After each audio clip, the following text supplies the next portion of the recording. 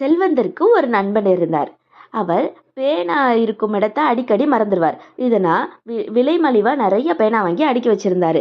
இதை நம்மளோட பெரிய கவனக்குறைவு அப்படின்னு சொல்லி ரொம்ப வருத்தப்பட்டுட்டு இருந்தாரு. அப்போ செல்வந்தர் தன் நண்பருக்கு ஒரு ஆலோசனை வழங்கினாரு. நீங்க விலை உயர்ந்த பேனா ஒன்று வாங்கிக்கோங்க, அதுவும் 22 கேரட் தங்கத்தால் ஆன விலை உயர்ந்த பேனாவை வாங்கிக்கோங்க அப்படின்னு சொன்னாரு.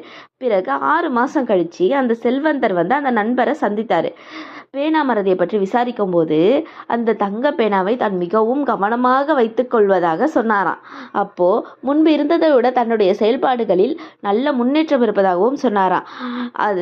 இதுதாங்க நம்முடைய வாழ்க்கையிலையும் நடந்து கொண்டு இருக்கிறது, நடந்து கொண்டு இருக்கிறது. நாம் மதிப்பாக உணரும் ஒவ்வொரு பொருளையும் நம்ம ரொம்ப கவனமா பார்த்துருக்குறோம். மதிப்பில்லாத பொருளை தான் நம்ம சீக்கிரமா தொலைச்சிடுறோம். என் இனிய காலை வணக்கம்.